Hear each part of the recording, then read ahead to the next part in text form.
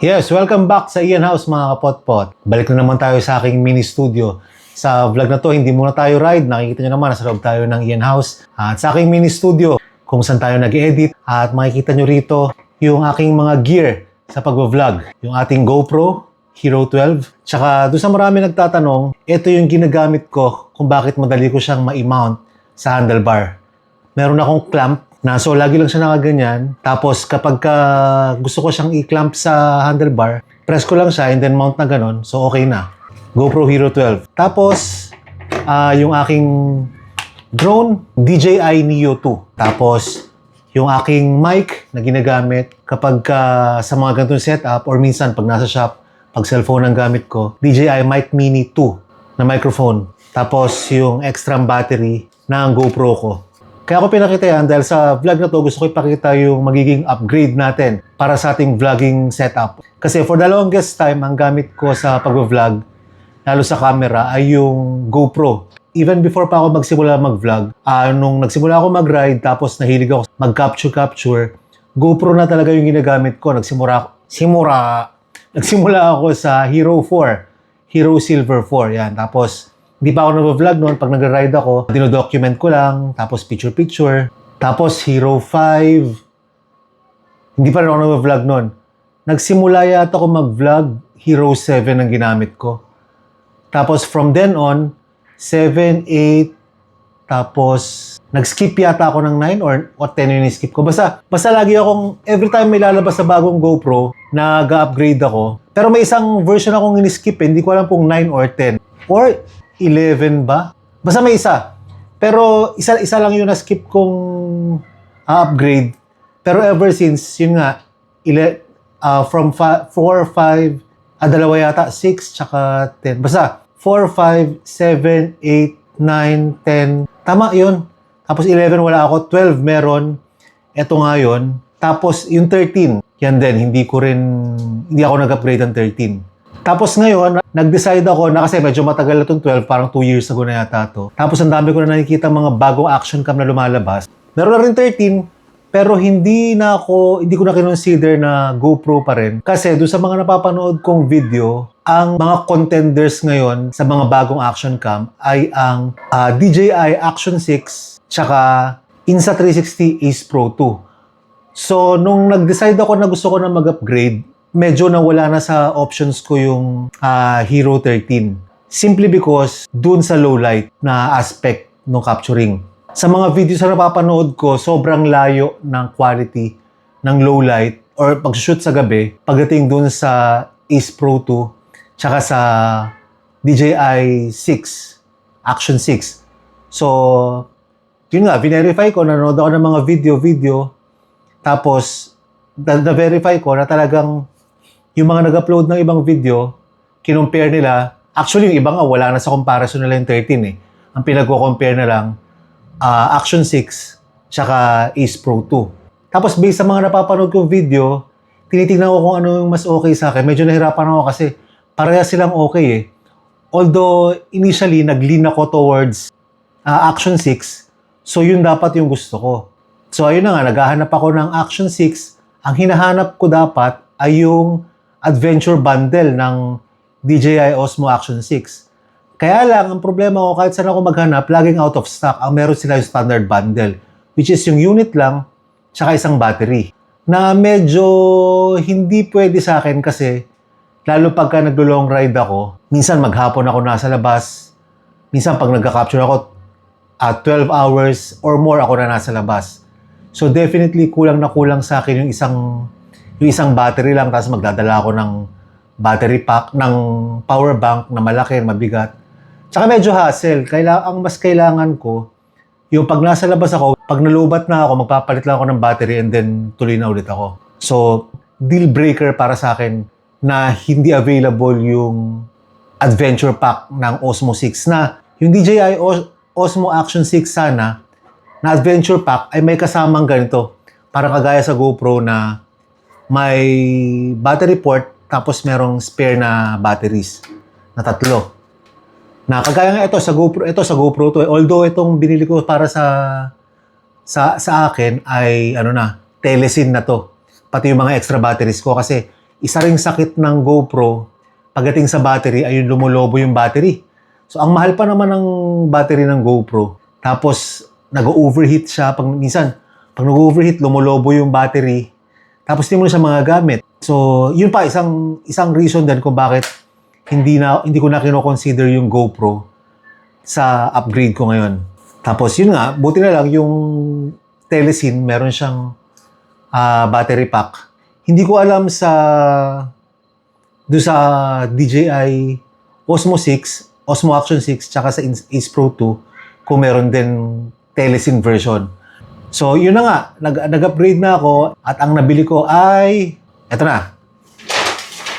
Tantananan! Insta360 na Ace Pro 2. So, eto na. Unboxing tayo. Actually, hindi na siya masyado unboxing kasi kanina, nung binili ko siya sa Henry's Camera, ayan yung paper bag niya. Nung binili ko siya sa Henry's Camera, pina-open ko na rin siya just to make sure na nagpa-power on yung unit, tapos kumpleto yung package sa loob. Pero yun lang. So, ayun na. So, semi-unboxing. Parang unboxing na rin. So, tabi muna natin itong ating mga gadgets. Supposedly, ang unang choice ko sana ay DJI Osmo Action 6. Kasi meron na nga akong DJI mic, tapos yung drone ko DJI, tapos bala ko rin magdagdag ng drone in the future, which is obviously, pagdating sa mga drones, DJI din yung number one. So kaya lang, yun nga lang, yung availability ng Action 6 ay parang matatagalan pa kasi anywhere I look, talaga out of stock. Pero, nevertheless, pagdating naman sa review online, hindi rin naman nagpapaiwan ng Ace Pro 2. At actually, karamihan din sa mga review na nakita ko, Ace Pro 2 in terms of low light, night video capturing, ito yung the best. So, isang malaking factor din sa akin kasi most of the time, marami tayong mga rides na nagsisimula sa madaling araw tsaka umaabot ng gabi or hating gabi. Parang nakaraan, meron tayong mga epic rides simula ng madaling araw. So, most of the crucial moments nung vlog ay sa madaling araw tsaka sa gabi. So, malaking bagay talaga sa akin na maganda yung pag-capture niya sa gabi. So, unboxing tayo. Okay, nabuksan na to kanina so hindi na siya sealed. Pero ito, makikita natin kung anong nasa loob ng box. Isang napansin ko kaagad sa packaging nitong Insta360 na Ace Pro 2, grabe. Talagang quality, premium quality talaga, makikita nyo naman. Ayan, no? Tapos pag binuksan mo, ayan siya. Di ba? Napakaganda ng packaging. So, sa loob niya, ano yung kasama nito? Parang postcard. Insta360, engineered for legacy. Designed for storytellers. So, okay. Balik natin. So, ang kasama niya sa loob, syempre, yung mismong unit, yung camera. So, buksan natin. Ito siya. Ace Pro 2. Boom! Okay, so ito yung mismong camera. Tapos, out of the box, andyan na yung kanyang battery. Meron siyang kasamang battery. Tapos meron rin siyang kasamang spare na battery. Ilang hours nga ba ang nito? Ang battery life nito? Check natin online. Not bad, check ko online. Up to 112 minutes ang capturing time nito. Now, 4K 30 frames per second. So, syempre, pag nag-vlog naman tayo, hindi naman tayo dire-diretso eh. So, yung battery life ito na 112 minutes, which is equivalent to 2 or more hours, mahaba na siya. So, pwede siya depende pwedeng sa isang buong ride or isang maghapong ride, tapos may spare na battery. So, okay na siya. Okay, compare nga natin ang size sa Hero 12. Teka, tanggalin natin siya doon sa clamp.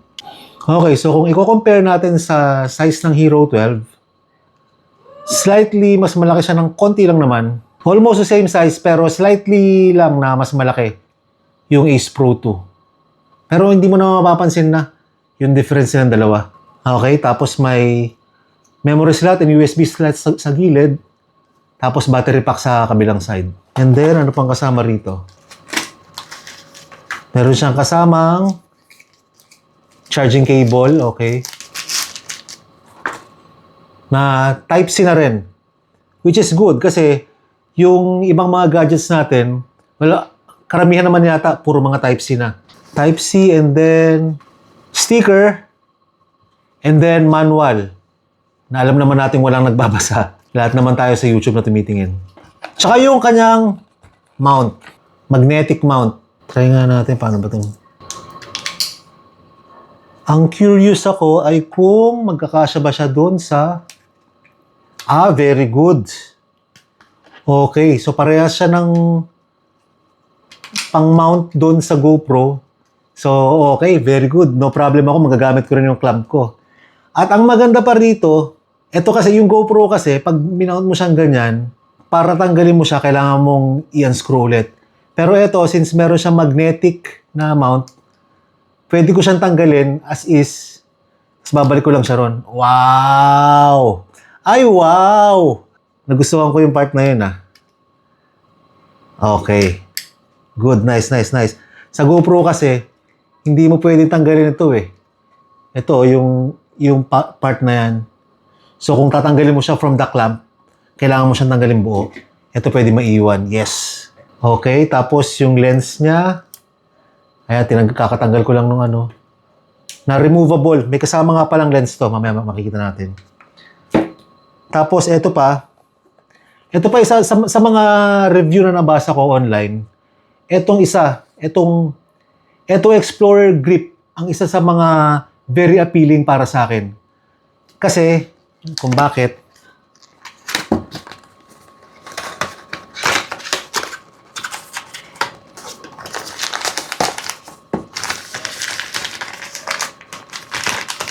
yan.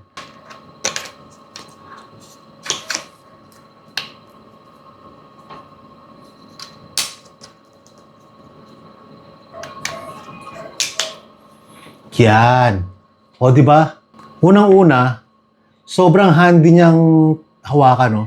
Sobrang comfortable niya hawakan kapag meron ka nung grip. Ang dali, parang yung typical na camera. Tapos meron siyang adjustment dito. May mga settings kang pwedeng baguhin just by rotating this control. Tapos meron din siyang shutter dyan. Gagawa tayo ng follow-up video after ko ma-review lahat ng mga features tsaka mga uses netong Explorer Grip na to.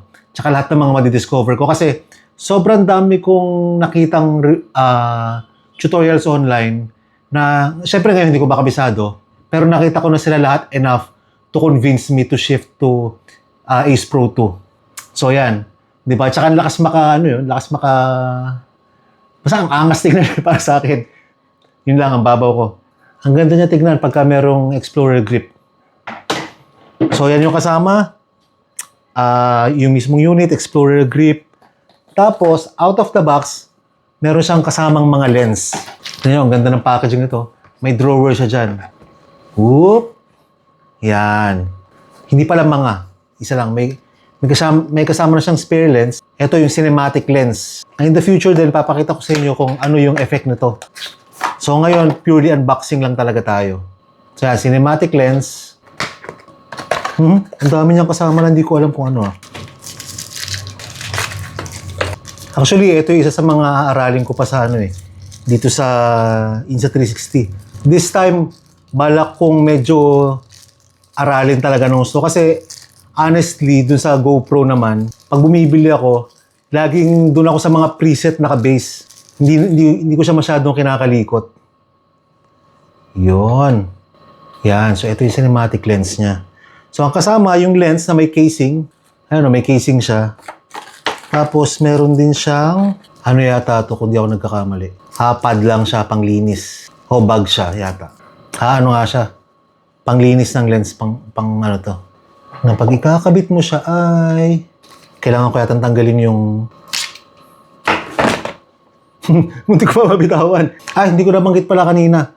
Meron tong kasamang wind filter. Yung camera. Hindi ko pa alam kung paano palitan yung screen niya, yung lens niya. Hanapin pa natin. Hanap pa tayo ng tutorial. Anyway, tapos meron din siyang kasamang flip screen hood. Alamin pa natin kung anong mismong use nito. Yun pala, hindi ko nabanggit kanina. Itong Ace Pro 2, meron siyang flip screen. So kung mag-shoot ka ng paharap sa'yo, makikita mo dapat yung sarili mo dun sa screen. So yan yung unboxing natin, lahat ng kasama sa package. Ngayon, medyo mabibisi muna ako sa kung paano ko aaralin, gamitin lahat itong mga to. At least yung mga accessories ang nakasama niya. Yung cinematic screen, yung flip screen hood, tapos itong lahat ng mga gamit nitong, ang tawag dito, Explorer grip. At ano pa ba? Tsaka yung mismong camera, syempre. So for now, goodbye muna tayo sa GoPro. Although hindi naman talaga totally goodbye kasi feeling ko naman magagamit ko pa rin yung GoPro as siguro pang B-roll ko or something na nakamount na lang forever dun sa bike ko. Or depende. Pero tingnan natin kung paano natin magagamit parehas yung etong Ace Pro 2 tsaka yung Hero 12.